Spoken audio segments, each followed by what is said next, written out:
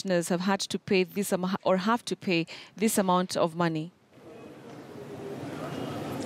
Betty, as it appears to be from the residents here in Nyeri County, it appears that what happens is that they still cannot be able to figure out how the courts are being able to achieve this particular cost, and as the petitioners just get to suffer from the pain of dismissal, they also get to dig into their pockets to find out, to be able to pay this huge sums of money that are being slapped against them.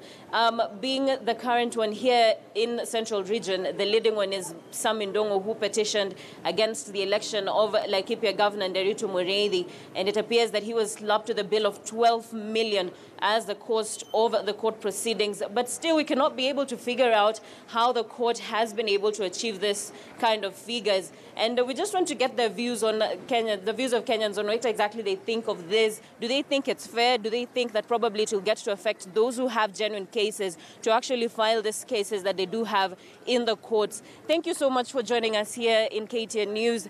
Tafadhali tueleze, or do you think it's fair for the courts to charge the petitioners with this huge amount of money?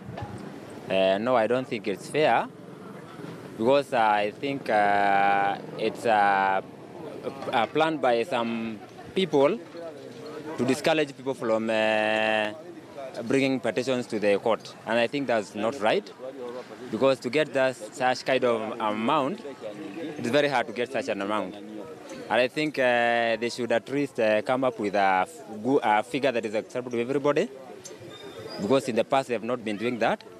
But I think it has come later. It's an afterthought. And I am thinking it is supposed to discourage people from bringing petitions. That's bad, because some people might be having a genuine case, and they should be in a position to bring their petitions and get a fair hearing. And if it's a court proceeding, then it should be genuine, because a court proceeding cannot come to that big amount of money. It's supposed to be, a genuine rate supposed to be lower than that. I think it's a plan or a ploy by some people to discourage people from bringing petitions. And I think that's a bad precedent. It's not right. Thank you so much. Mzee, labda ukatueleza pia, unaona kama itaweza kuinterfere na wale ambao wanataka wako na kesi maalum za kuleta pale, lakini labda watakuwa wakiogopa kwa sababu ya zile pesa ambazo watakuwa wakilipishwa na koti?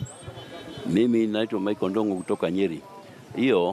Ifai hiyo pesa kuitishwa, sababu inaonekana katika koti kuna mapendeleo, sababu kuitisha mtu milioni 10 ni kuharibu sifa yake yote, na ni kuoneshana pale kuna mambo yanaendelea sio mzuri. Sababu kama mtu angekuwa kama huyo ni mtu wa Kenya, angekuwa anaitishwa kama milioni 1 au 500.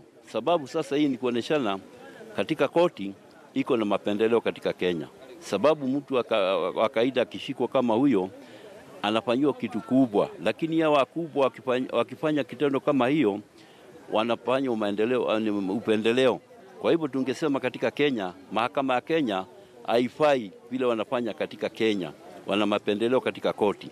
Na tungeomba katika Kenya iwe suluhisho katika Kenya katika koti, sababu mwananchi akifanya kitu kidogo anachukuliwa jukumu kubwa, na mtu mkubwa anafanywa kidogo. Kwa hivyo katika Kenya kuna mapendeleo. Sisi wananchi wa kawaida tusaidike katika koti, sababu ukifanya kitu kidogo unafanywa mambo kubwa na unafungwa siku mingi. Sasa mtu kama Karua alikuwa anatetea haki yake, angeitishwa hiyo pesa yote, angekuwa anaitishwa kama milioni 1 baada hiyo pesa yote, sababu inaonekana kuna mapendeleo na kuna mambo yanafanyika katika koti isiyofaa katika Kenya.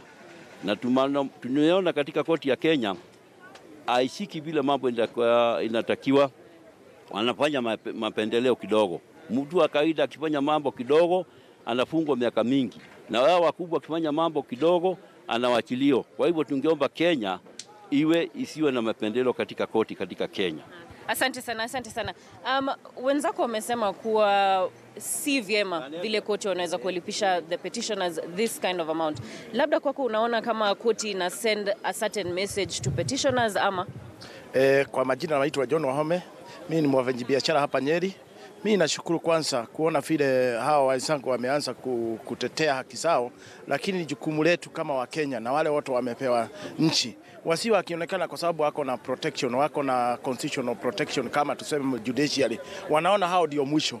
Kwa hivyo wakitaka kufanya lile jambo lote hawaangalii matokeo ya baadaye vile kutakuwa Kenya. Kwa hivyo tuko na shida kidogo kwa makotini, kwa sababu tunaona mtu kidogo akifanya makosa anachukuliwa juu, lakini wale wakubwa wakifanya wanatetewa pia, na watu wanajiita haki, wanatetea haki za wakubwa, lakini za haki za watoto hakuna, wadogo hakuna mtu anatetewa hao. Tunaona hata askari akifanya makosa kidogo ndio wakaanza kulaumiwa, lakini judiciary tumeona hakuna sasa mtu wa kulaumu, na ndio naona hata mashida ile imetokea kutoka August. Mambo ya makesi ndio inaleta nchi iwe wakati huu tunaona kama kuna msukazuko, kwa sababu judiciary they are not firm. Kwa hivyo tunaomba judiciary waangalia mambo, wakae chini, kwa sababu ndio mwisho wa kutetea haki za kila mtu, wakubwa na wadogo.